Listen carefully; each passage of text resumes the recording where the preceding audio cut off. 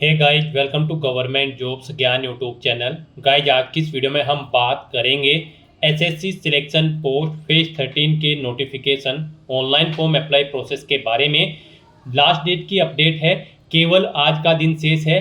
आप आज रात 11 बजे तक अपने फॉर्म अप्लाई कर सकते हो। जी हाँ दोस्तों, स्टाफ सिलेक्शन कमीशन एसएससी ने सिलेक्शन पोस्ट फेज 13 के 2423 खाली पदों को भरने के लिए नोटिफिकेशन रिलीज किया हुआ है। कैसे आप इस भर्ती में पार्टिसिपेट करने के लिए आज रात 11 बजे तक अपने फॉर्म अप्लाई कर सकते हो, इसकी पूरी जानकारी हम आपको स्टेप बाय स्टेप रजिस्ट्रेशन से लेकर प्रिंट तक इस वीडियो में देंगे। बस आपको इस वीडियो को स्किप के बिना शुरू से लेकर एंड तक देखना है। उसके बाद वीडियो पसंद आए तो इसे लाइक और शेयर कर दें। चैनल पर नए हो तो इसे सब्सक्राइब कर लें। साथ ही साथ आपको फॉर्म अप्लाई करते हुए जो भी प्रॉब्लम फेस हो रही है, जैसे कि कैसे आपको अपना लाइव फोटो कैप्चर करना है, कैसे अपना यहाँ पर आपको फेस ऑथेंटिकेट करना है, कैसे आपको अपने सिग्नेचर अपलोड करने हैं, यहाँ पर कैसे आपको अपना आधार वेरीफाई करना है, या फिर आधार वेरीफाई करते समय आपके सामने ओटीपी वेरीफाई करते हुए जो भी प्रॉब्लम आ रही है, उन सभी का हल आपको इस वीडियो में मिल जाएगा। बस आपको एंड तक हमारे साथ इस वीडियो में बने रहना है। तो बिना कोई वक्त गंवाए चलिए शुरू करते हैं। आपको इस वीडियो के डिस्क्रिप्शन बॉक्स में हमारी वेबसाइट IND-sarkari-naukri.in के इस पेज का लिंक मिल जाएगा। यहाँ पर आपको इस भर्ती के रिगार्डिंग सभी डिटेल्स प्रोवाइड कर दी गई है। स्टाफ सिलेक्शन कमीशन एसएससी ने सिलेक्शन पोस्ट फेज 13 के 2423 खाली पदों को भरने के लिए नोटिफिकेशन रिलीज किया हुआ है। आप 23 जून 2025 तक मध्य रात्रि 11 बजे तक फॉर्म अप्लाई कर सकते हो। केवल आज का दिन शेष है, जल्दी कीजिए और अपने फॉर्म अप्लाई कर लीजिए। यहाँ पर 10वीं 12वीं पास डिग्री धारक कैंडिडेट पोस्ट के अकॉर्डिंग अप्लाई कर सकते हैं। 18 से 25, 27 और 30 साल आपकी आयु सीमा रखी गई है। जनरल ओबीसी के लिए 100 रुपये फीस है। SC ST वुमेन ESM के लिए कोई फीस नहीं है। यहाँ पर आप ऑल इंडिया से ऑनलाइन मोड में इस भर्ती के लिए अप्लाई कर सकते हो। उसके लिए आपको इस पेज को नीचे स्क्रॉल डाउन करना है, इंपोर्टेंट लिंक सेक्शन में आना है, ऑफिशियल नोटिफिकेशन PDF लिंक पर क्लिक करके इस भर्ती के नोटिफिकेशन को ओपन कर लेना है और इसमें से आपको पूरी डिटेल रीड कर लेनी है। यहाँ पर आपको सभी डिटेल्स प्रोवाइड कर दी गई है, जैसे कि कब से कब तक आप अप्लाई कर सकते हो, क्या आपका एलिजिबिलिटी क्राइटेरिया होना चाहिए, क्या पोस्ट का नाम है, कितनी उसके लिए नंबर ऑफ वैकेंसीज है, पूरी जानकारी यहाँ पर आपको प्रोवाइड कर दी गई है। साथ ही साथ आपको ऑफिशियल नोटिफिकेशन में किस डिपार्टमेंट में कौन सी पोस्ट के लिए कौन सी रीजन में कितनी वैकेंसीज है, ये भी डिटेल आपको इस नोटिफिकेशन में दे दी गई है। आपको सभी डिटेल्स केयरफुली रीड करनी है, उसके बाद आपको अपने फॉर्म अप्लाई करने हैं। फॉर्म अप्लाई करने के लिए भी आपको हमारी वेबसाइट के इसी पेज पर ही अप्लाई ऑनलाइन का लिंक दिया गया है। जैसे ही आप इस लिंक पर क्लिक करेंगे तो आपके सामने यहाँ पर एसएससी का ये ऑफिशियल पोर्टल ओपन होगा। गाइस, यहाँ पर आने के बाद आपको इस वेबसाइट के टॉप पर ही लॉगिन और रजिस्टर की ये टैब दी गई है, आपको इस पर क्लिक करना है। उसके बाद आपके सामने ये पॉपअप शो होगा। यहाँ पर अगर आपने पहले से रजिस्ट्रेशन कर रखा है और अपनी आधार इनेबल प्रोसेस कंप्लीट कर रखी है, तो यहाँ पर बस अब आपको अपना रजिस्ट्रेशन नंबर एंटर करना है, अपना पासवर्ड आपको एंटर करना है, ये कैप्चा कोड आपको यहाँ पर एंटर करना है और लॉगिन की इस टैब पर क्लिक करते हुए आपको अपने डैशबोर्ड में लॉगिन कर लेना है और वहां से अपना फॉर्म अप्लाई करना है। गाइस, हम आपको बता दें, यहाँ पर एसएससी ने आधार इनेबल प्रोसेस कर दिया है। जी हाँ दोस्तों, यहाँ पर अब आपको अपना आधार वेरीफाई करना मस्ट है। बिना उसके यहाँ पर अब आप एसएससी की किसी भी भर्ती के लिए फॉर्म अप्लाई नहीं कर पाओगे। तो अगर आपने अपनी आधार प्रोसेस कंप्लीट कर रखी है तो आप लॉगिन करके फॉर्म अप्लाई कर सकते हो। और अगर आप एसएससी की किसी भी भर्ती के लिए फर्स्ट टाइम अप्लाई करने जा रहे हो या फिर आप नए सिरे से रजिस्ट्रेशन करना चाहते हो, तो यहाँ पर आपको न्यू यूजर रजिस्टर नाउ का ये लिंक दिया गया है। आपको रजिस्टर नाउ के इस लिंक पर क्लिक करना है। उसके बाद आपके सामने यहाँ पर रजिस्ट्रेशन का प्रोसेस स्टार्ट हो जाएगा। यहाँ से आप अपना एसएससी की वेबसाइट पर वन टाइम रजिस्ट्रेशन कर सकते हो। यहाँ पर आने के बाद हम आपको बता दें, आपको 4 स्टेप कंप्लीट करने हैं, आपका OTR कंप्लीट हो जाएगा। सबसे पहले यहाँ पर आपको अपनी पर्सनल डिटेल देनी है, फिर आपको अपना पासवर्ड यहाँ पर क्रिएट करना है, अपनी एडिशनल डिटेल देनी है, उसमें आपको अपनी नेशनैलिटी, एड्रेस और एजुकेशनल क्वालिफिकेशन की डिटेल देनी होगी। फिर यहाँ पर आपको अपनी डिटेल्स को डिक्लेयर करते हुए अपना रजिस्ट्रेशन कंप्लीट कर लेना है। तो इन 4 स्टेप्स को कंप्लीट करते हुए यहाँ पर आपको अपना OTR कंप्लीट करना है। उसके लिए यहाँ पर अब आपको कंटिन्यू की स्टेप पर क्लिक कर देना है। जैसे ही आप स्टेप पर क्लिक करेंगे, आपके सामने यहाँ पर रजिस्ट्रेशन का फॉर्म स्टार्ट हो जाएगा। यहाँ पर अब आपको सबसे पहले अपनी पर्सनल डिटेल देनी है। इसमें यहाँ पर सबसे पहले आपको ऑप्शन दिया गया है क्या आपके पास यहाँ पर आधार कार्ड है। यहाँ पर एसएससी ने अब भर्तियों के लिए आधार कार्ड मस्ट कर दिया गया है। आधार प्रोसेस आपको इनेबल कर लेनी है। तो अगर आपके पास आधार है तो आप यस ऑप्शन सेलेक्ट करेंगे। और गाइस यहाँ पर अगर आपके पास आधार नहीं है उसके लिए भी ऑप्शन है। अगर यहाँ पर आपके पास आधार नहीं है तो आप नो ऑप्शन सेलेक्ट करेंगे। फिर यहाँ पर आपको अपने कुछ डॉक्यूमेंट्स अपलोड करने होंगे, जैसे कि यहाँ पर आपको अपना नेम प्रूफ डॉक्यूमेंट अपलोड करना होगा। उसमें आपको अपना Aadhaar card, voter ID card, PAN card, driving licence, government ID card या फिर गवर्नमेंट सर्विस आइडेंटिटी कार्ड आपको अपलोड करना होगा, या फिर आपका पेंशन कोई डॉक्यूमेंट, पेंशन डॉक्यूमेंट भी आप अपलोड कर सकते हैं।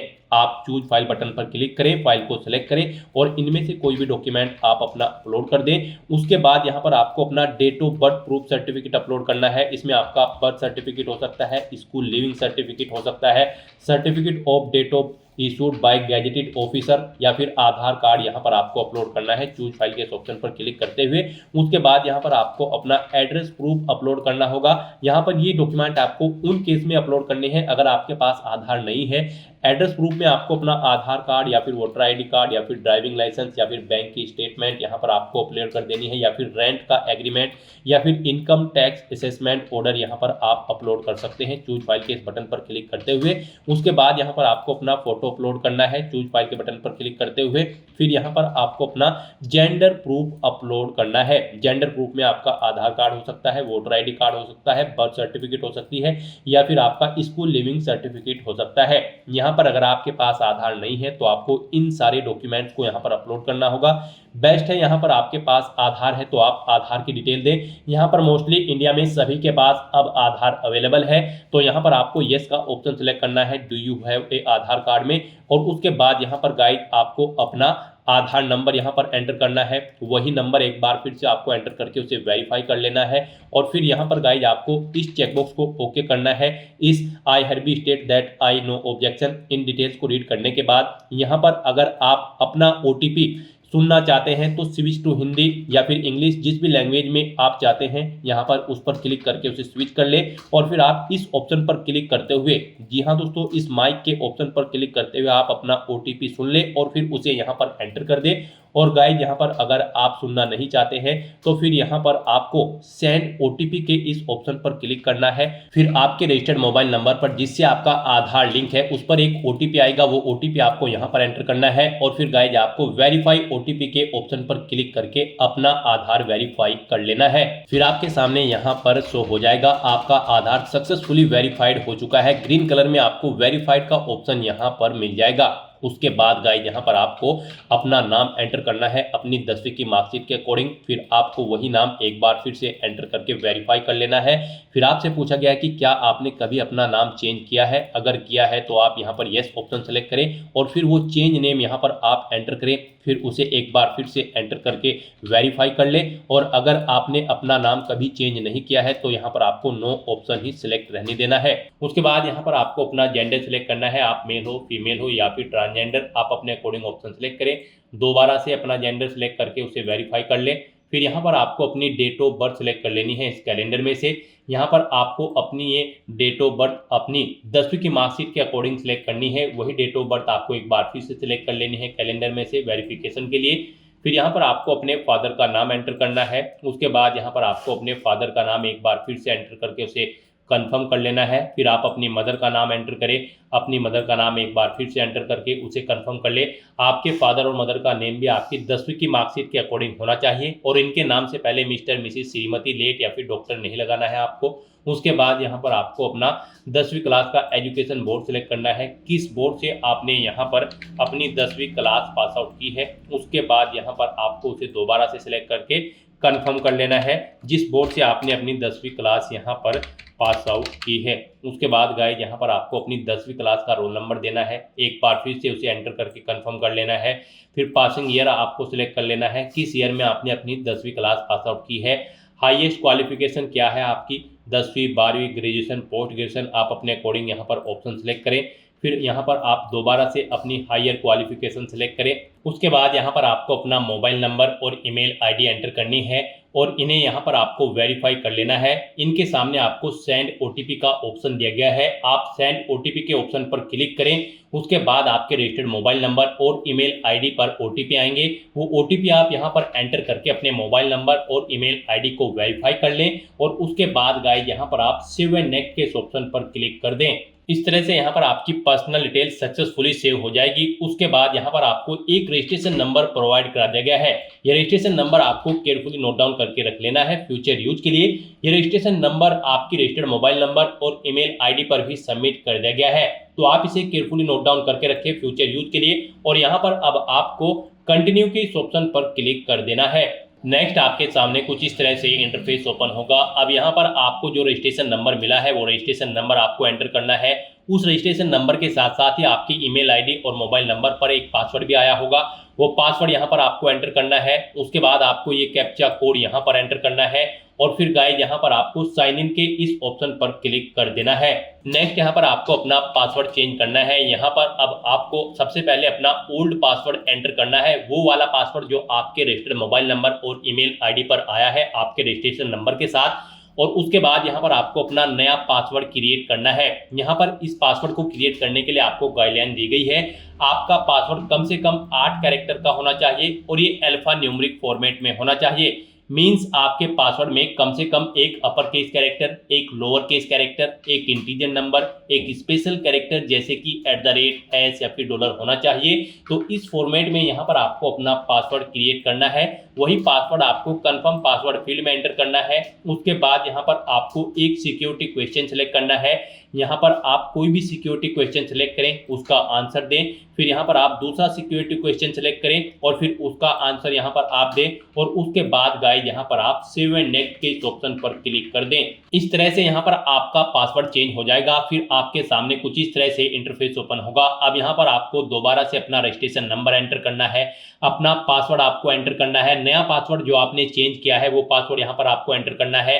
ये कैप्चा कोड आपको यहाँ पर एंटर करना है और उसके बाद गाइस आपको लॉगिन के इस ऑप्शन पर क्लिक कर देना है। लॉगिन करने के बाद अब यहाँ पर आपको अपनी एडिशनल डिटेल्स प्रोवाइड करानी है। सबसे पहले यहाँ पर आपको अपनी कैटेगरी सिलेक्ट कर लेनी है, किस कैटेगरी से आप बिलोंग करते हैं। फिर यहाँ पर आपको अपनी कैटेगरी दोबारा से सिलेक्ट करके उसे वेरीफाई कर लेना है। फिर आपको अपनी नेशनलिटी यहाँ पर सिलेक्ट कर लेनी है। यहाँ पर सिटीजन ऑफ इंडिया अगर आप इंडिया से हैं। उसके बाद अगर आप नेपाल, भूटान या फिर टाइबेटियन हैं तो यहाँ पर आप अपने अकॉर्डिंग ऑप्शन सेलेक्ट करें। यहाँ पर अगर आप अदर कंट्री से हैं तो फिर यहाँ पर आपको अपनी नेशनलिटी की डिटेल देनी है और अगर आप इंडिया से हैं तो यहाँ पर आप इंडिया सेलेक्ट करें, फिर आपको ये डिटेल नहीं देनी है। उसके बाद यहाँ पर आपसे पूछा गया है कि क्या आपकी बॉडी पर कहीं कोई कट या तिल का निशान है, तो उस पैलेस का नाम यहाँ पर आप एंटर करें। नहीं है तो यहाँ पर आप नो मार्क एंटर कर दें। उसके बाद आपसे पूछा गया है कि क्या आप PWBD कैंडिडेट हैं, अगर हैं तो यहाँ पर आप येस ऑप्शन सेलेक्ट करें और फिर अपनी डिसेबिलिटी का टाइप सेलेक्ट करें और फिर यहाँ पर आपको अपना डिसेबिलिटी सर्टिफिकेट नंबर देना होगा अगर आप PWBD कैंडिडेट हैं। और अगर नहीं है तो यहाँ पर आप नो ऑप्शन सेलेक्ट करें, आगे की डिटेल आपको डिसेबल कर दी जाएगी। उसके बाद यहाँ पर आपको अपना परमानेंट एड्रेस एंटर करना है। फिर यहाँ पर आपको अपना प्रेजेंट एड्रेस एंटर करना है और अगर आपका प्रेजेंट एड्रेस आपके परमानेंट एड्रेस के अकॉर्डिंग सेम है तो यहाँ पर आप येस के इस ऑप्शन पर क्लिक करेंगे। ऑटोमेटिकली आपका प्रेजेंट एड्रेस आपके परमानेंट एड्रेस के अकॉर्डिंग फिल हो जाएगा। उसके बाद यहाँ पर गाइस आपको सेव एंड नेक्स्ट के इस ऑप्शन पर क्लिक कर देना है। आपकी एडिशनल डिटेल सक्सेसफुली सेव करने के बाद आपको डिक्लेरेशन सेक्शन में रिडायरेक्ट कर दिया जाएगा।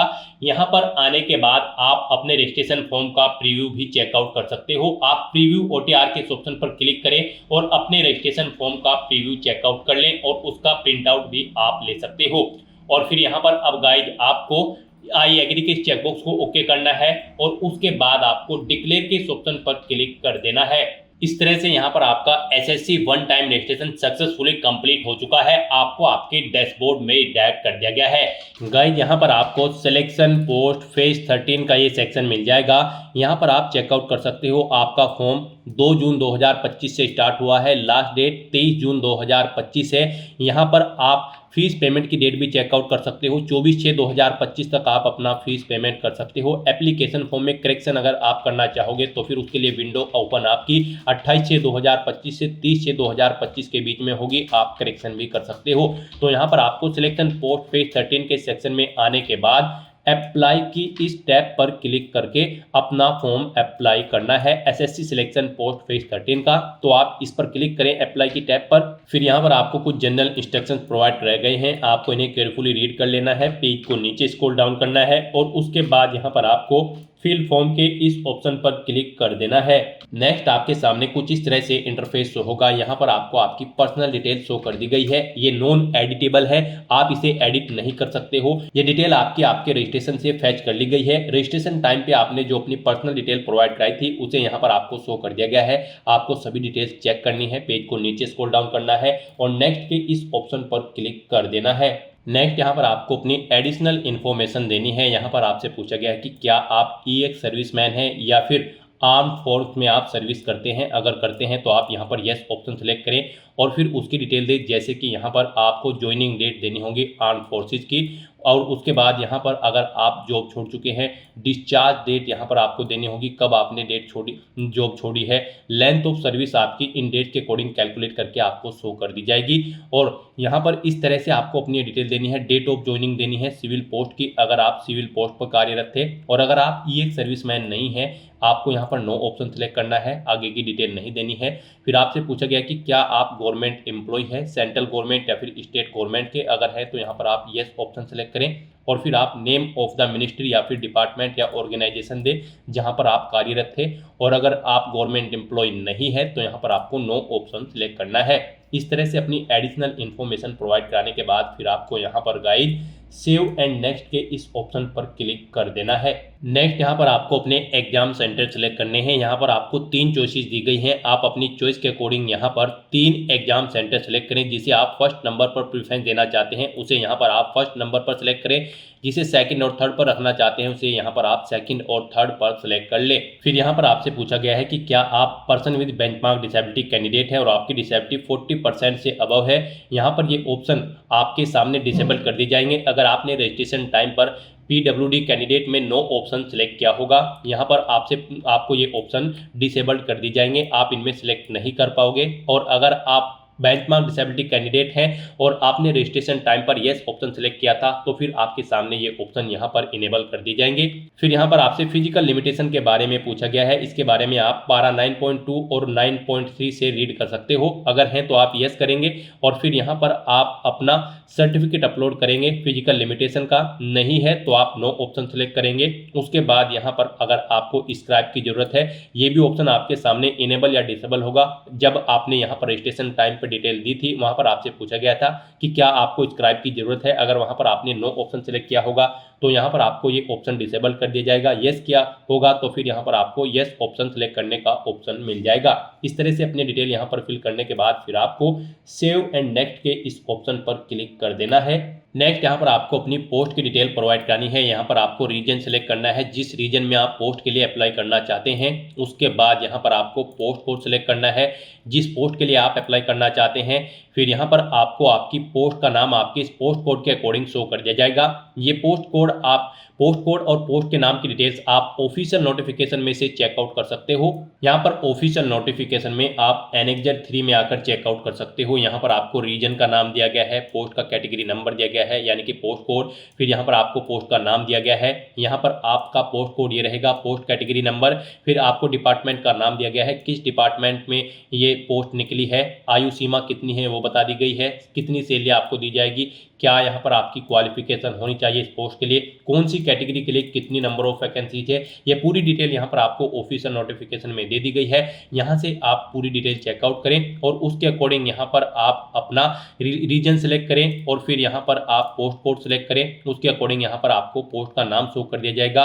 फिर आपको यहाँ पर आपकी क्वालिफिकेशन भी इस पोस्ट के अकॉर्डिंग शो कर दी जाएगी जो रिक्वायर्ड है। फिर यहाँ पर आपको अपनी कैंडिडेट की क्वालिफिकेशन देनी है। यहाँ पर आपको अपनी हाईएस्ट क्वालिफिकेशन सेलेक्ट करनी है, यानी कि अगर आपने ग्रेजुएशन या फिर पोस्ट ग्रेजुएशन कर रखी है तो वो यहाँ पर आपको सेलेक्ट करना होगा। हाँ, 10वीं या फिर 12वीं कर रखी है तो वो आपको सेलेक्ट कर लेनी होगी। तो यहाँ पर आपको अपनी हाईएस्ट क्वालिफिकेशन सेलेक्ट कर लेनी है। फिर यहाँ पर indicate detail of any other educational qualification relevant to the post if required by you. यहाँ पर आप डिटेल दे सकते हैं।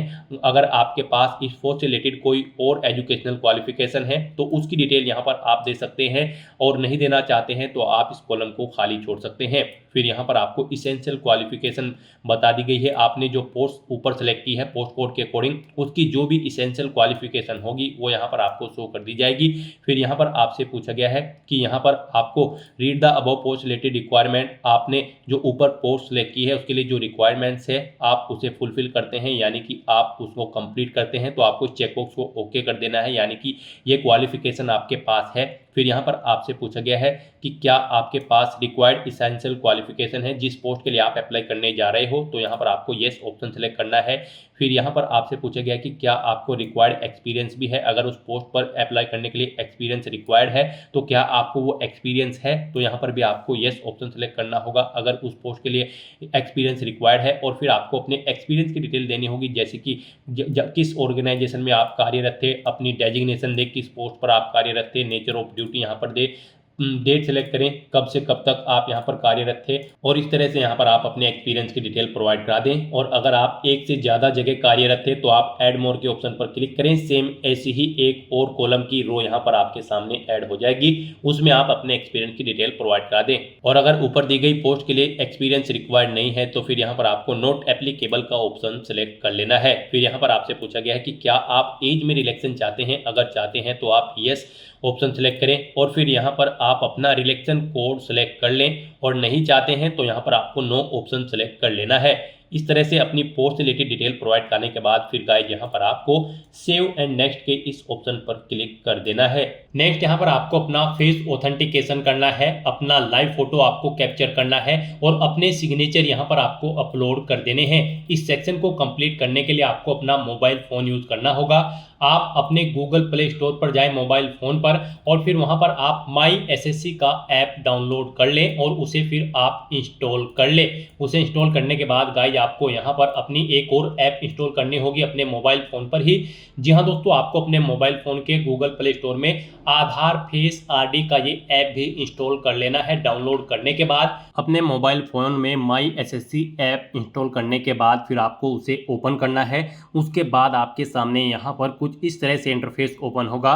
यहाँ पर आने के बाद गाइज आपको लॉगिन/रजिस्टर की इस टैब पर क्लिक कर देना है। उसके बाद आपके सामने यहाँ पर लॉगिन का पॉपअप ओपन हो जाएगा। अब यहाँ पर आने के बाद आपको अपना यूजर नेम एंटर करना है और उसके बाद आपको अपना पासवर्ड एंटर करना है। आपको ये यूजर नेम और पासवर्ड वही एंटर करना है जो आपने एसएससी की वेबसाइट पर वन टाइम रजिस्ट्रेशन करते हुए क्रिएट किया था। उसके बाद आपको ये कैप्चा कोड यहाँ पर एंटर करना है और फिर गाइज आपको लॉगिन की इस टैब पर क्लिक करते हुए अपने डैशबोर्ड में लॉगिन कर लेना है।